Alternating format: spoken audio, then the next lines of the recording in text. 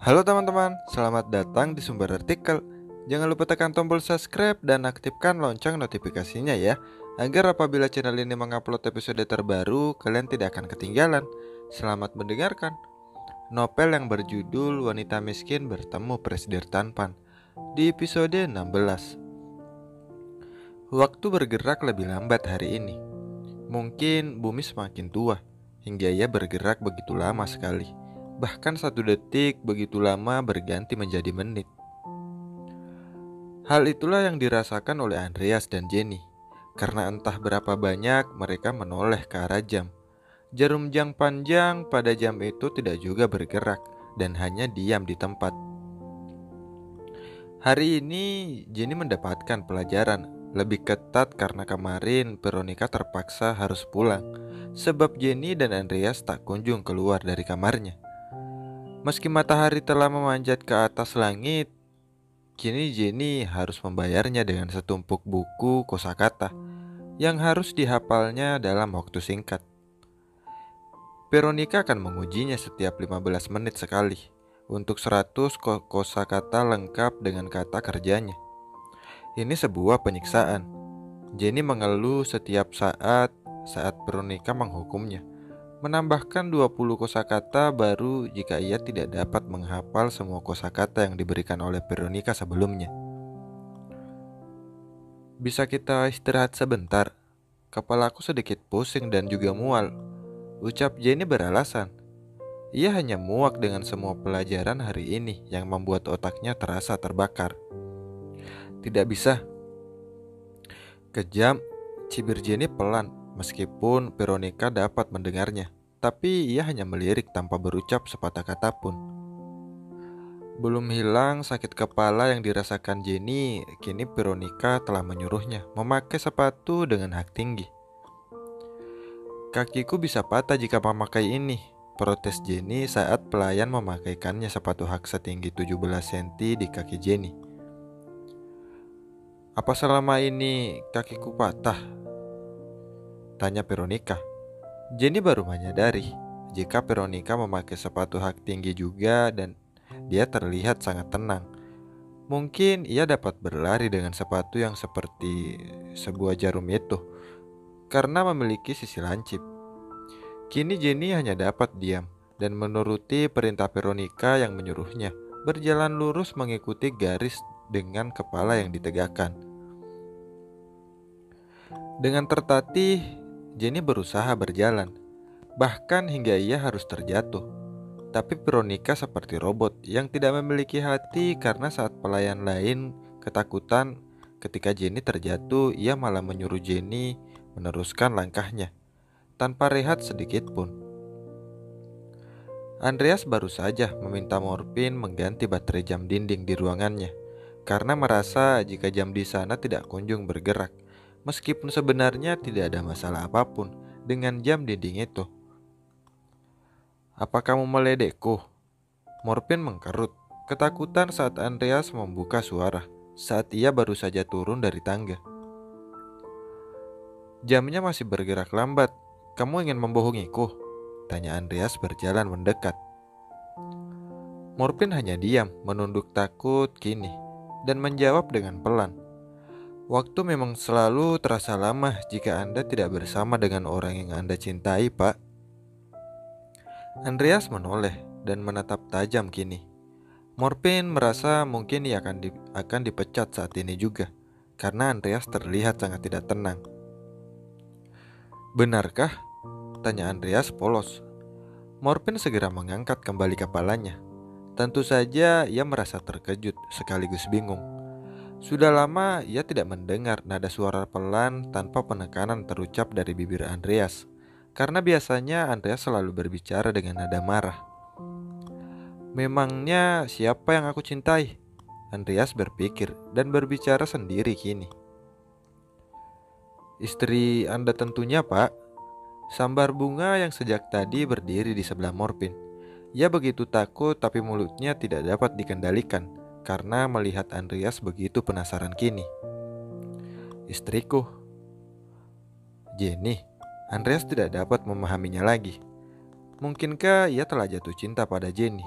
Atau ia hanya belum kembali terbiasa bekerja hingga waktu terasa lama?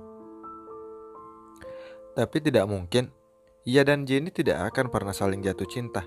Mereka hanya terlalu tenggelam dalam peran mereka sebagai sepasang suami istri. Ya, mereka hanya terlalu masuk ke dalam peran mereka. Hingga kini bahkan ia merindukan senyum ceria Jenny. Oh sialan, apa aku sungguh merindukan Jenny sekarang? Andreas mengusap wajahnya dengan gusar dengan kedua tangannya. Ia frustasi memikirkan apa yang sebenarnya ia rasakan pada Jenny hingga membuat perasaannya gelisah seperti ini.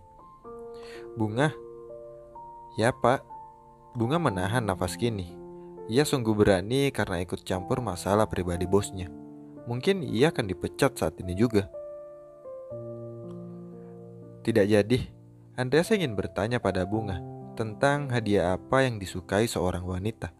Tapi Andreas kembali tersadar.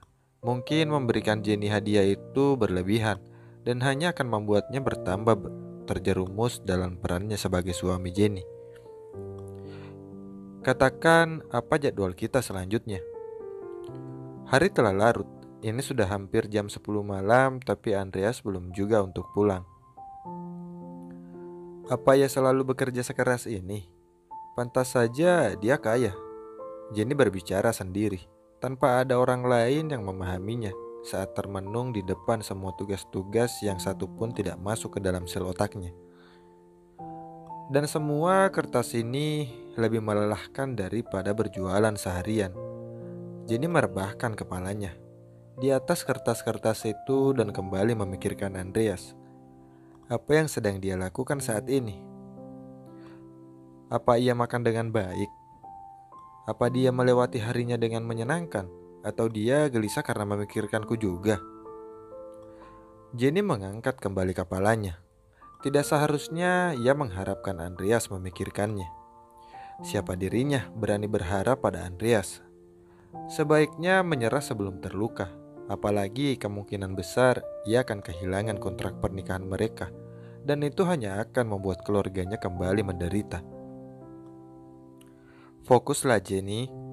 Waktumu kurang dari 1 minggu lagi sebelum resepsi pernikahanmu diselenggarakan. Jenny meyakinkan dirinya sendiri dan kembali menghafal satu persatu kosakata yang tertera di dalam kertas-kertas itu. Jika saja waktu itu aku mau belajar dengan benar, Jenny kembali menyesal akan kemalasannya dulu saat masih sekolah. Tapi tidak akan pernah berputar kembali. Penyesalan tidak akan merubah apapun di masa lalu. Meskipun begitu, Jenny tetap tidak dapat belajar saat ini karena kepalanya dipenuhi oleh pikiran tentang Andreas. Jenny kemudian memutuskan pergi ke dapur dan membuka lemari pendingin. Ada banyak bahan di sana, tapi Jenny tidak pandai memasak selain membuat kue. Maka daripada merasa jenuh, Jenny bermaksud membuat kue untuk ia makan sebagai cemilan. Sesuatu yang manis akan membuat otaknya sedikit berbaik hati dengannya dan pelajaran itu akan mudah dimengertinya. Oh, semoga saja. Tanpa membuang waktu, Jenny memasukkan satu persatu bahan ke dalam wadah dan mulai membuat lapis legit dengan loyan yang kecil. Pasti enak sekali. Jenny tersenyum saat memasukkan adonannya ke dalam oven. Jenny kemudian menunggu dengan sabar sambil bersenandung. Kamu terlihat sedang senang berada di rumah ini tanpaku. Jenny menoleh ke arah suara berat itu. Suara seharian ini yang dirindukannya. Saat Jenny menoleh, Andreas sudah membuka jasnya dan meletakkan tas kerjanya di atas meja dapur. Andreas kemudian berjalan mendekat sambil melepaskan kancing kemejanya dan membukanya. Panas sekali. Jenny memalingkan wajahnya dengan cepat saat Andreas melepaskan semua kemejanya dan menunjukkan badan kekarnya. Jangan berpura-pura polos padahal kamu sudah melihat semua saat hari pertama pernikahan kita, ucap Andreas. Pria itu tanpa malu berjalan ke arah lemari pendingin dan mengambil air putih sejuk untuk diminumnya. Tetesan air yang diminumnya mengalir melewati lehernya, dan belahan dada kekarnya membuat Jenny tidak dapat melewatkan pandangan luar biasa yang membuatnya tegang seketika. Oh Tuhan, jika saja pernikahan ini bukanlah pernikahan kontrak, apakah setiap malam mereka akan melalui malam yang menggairahkan? Dan ketika Andreas menyadari pandangan Jenny, ia segera menghampiri Jenny dan duduk di hadapannya. Jenny segera memalingkan wajahnya yang kini sudah pasti berubah menjadi warna merah. Sial, aku ketahuan. Jenny mengumpat dalam hatinya, menyesal akan kebodohannya sendiri dan tentunya pikiran mesum yang entah datang dari mana asalnya, karena sebelumnya Jenny tidak pernah memikirkan soal asmara dan Andreas adalah pria satu-satunya yang pernah menciumnya. Tapi sekarang pikirannya sudah berubah menjadi kotor, berandai-andai seolah ia adalah wanita berpengalaman yang haus akan sentuhan. Oh Jenny, kamu sangat menjijikkan. Jenny sekali lagi mengumpat untuk dirinya sendiri. Andreas tersenyum. Ia sebenarnya hanya menggoda Jenny tentang cuaca panas dan rasa hausnya. Andreas hanya merindukan ekspresi wajah Jenny yang menggemaskan. Pakailah bajumu, kamu akan masuk angin, ucap Jenny menyembunyikan kegugupannya. Jenny kemudian beranjak ke arah oven dan mengeluarkan kue buatannya dari dalam oven, sementara Andreas hanya memutar badan dan mengikuti kemana Jenny bergerak. Kalau seperti ini, aku tidak akan masuk angin. Andreas memeluk Jenny dari belakang dan menyandarkan kepalanya di curug bahu Jenny. Apa kamu sangat pendek? Andreas, lepaskan aku. Jenny memberontak, tapi Andreas tidak menggubrisnya. Tidak mau, aku sangat merindukan istriku, jawabnya santai. Pria mesum. Jenny kemudian meletakkan loyang panas selapis legitnya di atas meja. Dan setelah itu dengan sekuat tenaga ia menginjak kaki Andreas. Hark, suara ringkisan terdengar tapi bukan Andreas yang meringis. Kesakitan melainkan Jenny. Ia lupa jika kakinya terkilir saat tadi belajar berjalan menggunakan sepatu hak tinggi. Kamu yang menyiksaku, tapi kamu yang kesakitan. Andreas tersenyum dan melepaskan pelukannya dari tubuh Jenny. Ia kemudian meraih kemejanya dan memakainya lagi. Tapi setelah menyadari jika Jenny berjalan dengan sedikit pincang, wajah Andreas seketika berubah cemas. Apa kakiku sekeras itu? Tanya Andreas mendekat. Bukan, kakiku memang sakit karena tadi terjatuh. Lihatlah, jawab Jenny. Ia menunjukkan sedikit memar di pergelangan kakinya. Andreas segera berjongkok dan menyentuh kaki Jenny yang membiru. Apa yang terjadi? Tanyanya, ia terlihat sangat gelisah. Hanya sedikit terkilir saat aku berjalan menggunakan sepatu hak tinggi. Lalu kemudian aku terjatuh, jawab Jenny. Ia menarik kakinya karena merasa tidak enak kepada Andreas yang rela berjongkok dan menyentuh kakinya. Aku bersyukur kamu sedang bekerja karena kamu pasti akan menertawakanku saat aku terjatuh tadi. Lanjut Jenny yang sebenarnya hanya ingin memecah kecanggungan di antara mereka karena Andreas tiba-tiba saja terdiam. Andreas tidak berkata lagi saat itu. Ia beranjak bangun dan segera menggendong tubuh Jenny.